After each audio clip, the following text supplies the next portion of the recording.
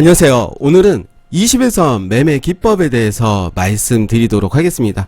많은 분들 20일선 매매 기법 잘 알고 계실 텐데 아주 단순한 잘 알고 있는 부분을 오늘 말씀드리는 것은 아니고요. 우리가 흔히 20일선 매매 기법을 말할 때 이렇게 말을 하죠.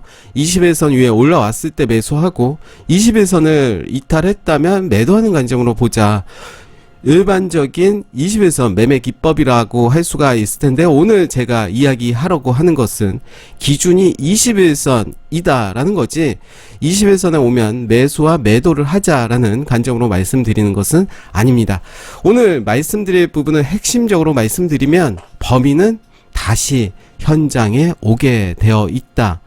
결국은 오늘 제가 소개시켜 드릴 그 부분에 이 자리에 오면 무조건 매수하자라는 관점이 아니라 그 자리에 온다면 더 집중적으로 그 종목을 봐야 될 것 같고, 이 종목이 시장을 주도하는 섹터인지, 그리고 앞으로 상승할 가능성이 있는지, 그런 걸 보기 위해서는 주봉이나 월봉, 분봉 다 살펴봐야 될 것 같고요.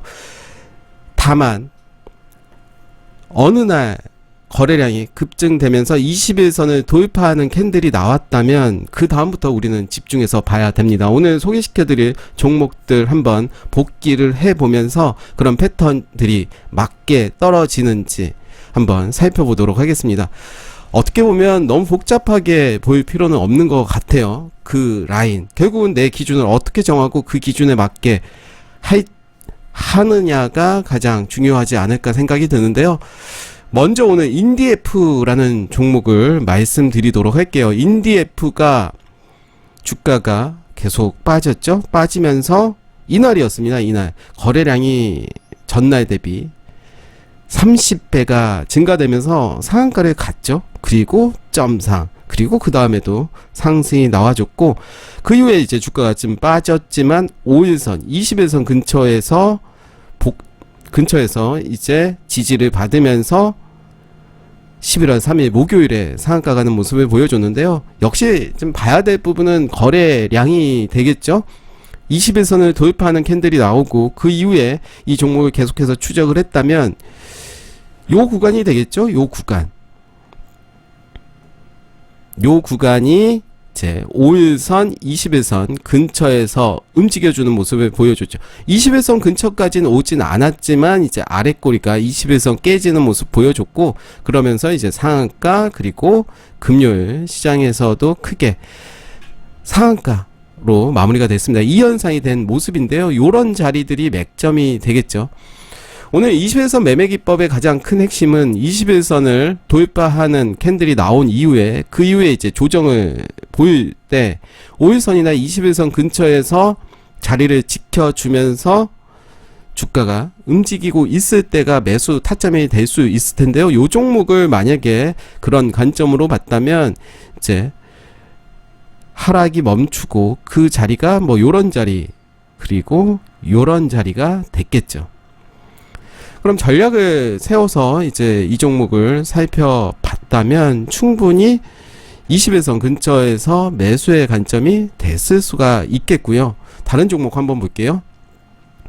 미래나노텍도 보시면 21선 위에서 이제 상한가를 갔습니다. 그 이후에 이제 주가가 빠지면서 21선 이탈하진 않았고 그 자리를 지켜주면서 또 상승이 나왔고, 다시 만난 21선에서 또 반등하는 모습을 보여줬고요. 그 이후에 주가는 크게 움직여주는 모습을 보여줬죠. 요 라인은 이제 이탈이 됐죠. 이탈이 됐다면 계속해서 그 종목을 지켜보면서 21선 위에 올라오는 모습을 보여줬을 때 관심을 가져야 된다라는 말씀이고요. 삼성출판사도 한번 볼게요. 삼성출판사도 이제 요 라인 21선, 그리고 이 라인 21선 올라왔죠. 그러면서 요 자리에서 이제 충분히 손절 라인 정하고 들어갔다면 요런 자리들 먹을 수가 있었을 거고요.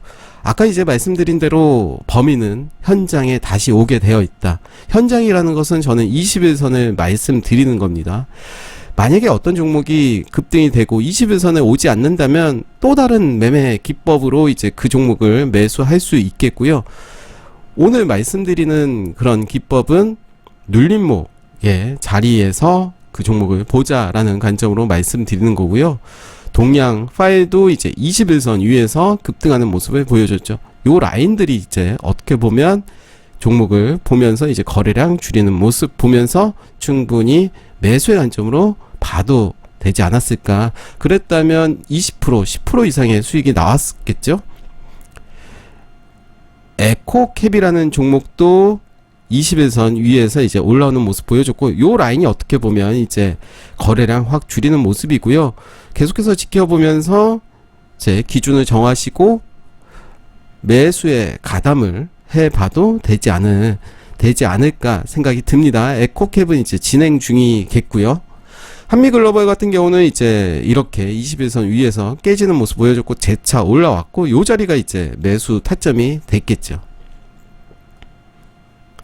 사마 알미늄 같은 경우는 이제 예전 모습을 보면 요 라인이 확실히 타점이 됐겠죠. 그리고 요런 자리들, 그 이후에 21선을 깨는 모습을 보여줬습니다. 그러면서 요런 자리들, 그리고 요런 자리들 충분히 맥점이 됐겠죠.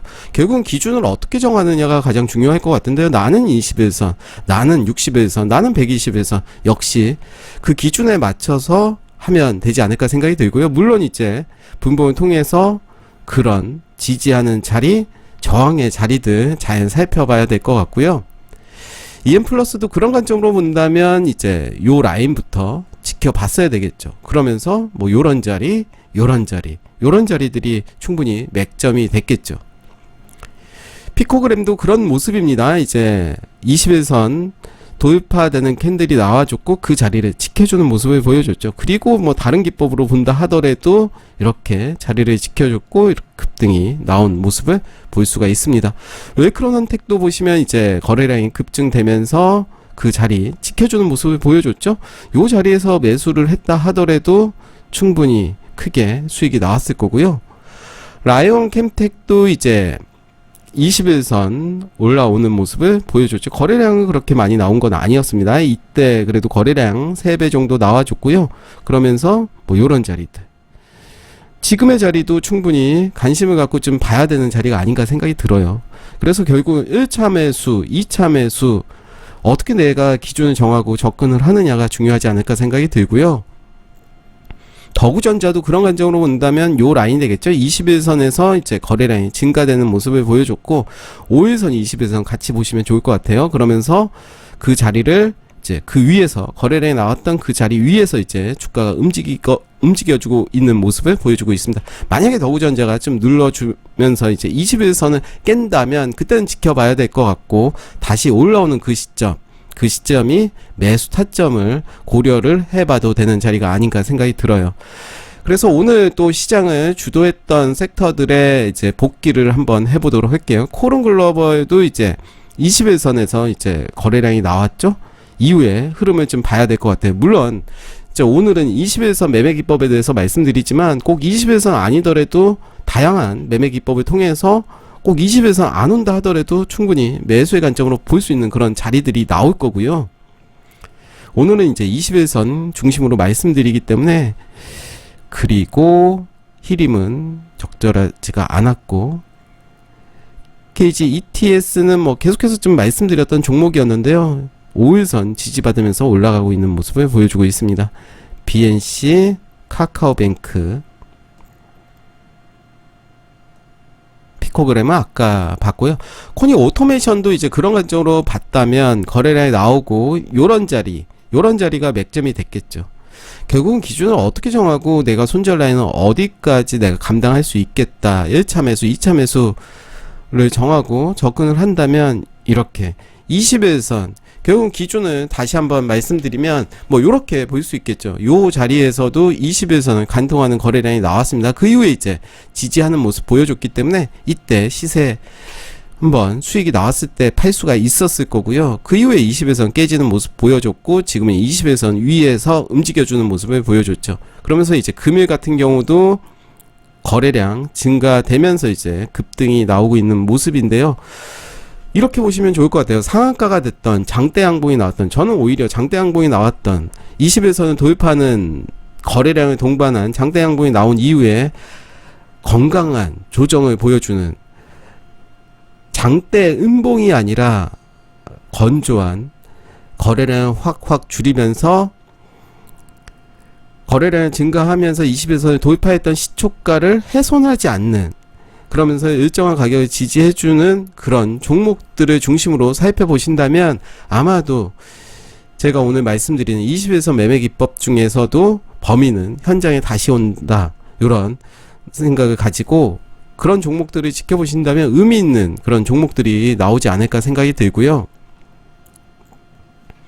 조건 검색식으로 거래량 오늘 1000% 10배가 증가된 종목들 한번 볼게요. 가온전선은 이제 빠졌고, 모다이노칩이 뭐 요런 모습이고요. 요 자리는 좀 아니죠. 뭐 요런 자리들을 볼 수가 있겠네요. 이렇게 20에서 간통이 됐고, 그러면서 좀 빠졌지만 뭐 요런 자리들 충분히 가능했을 거고요.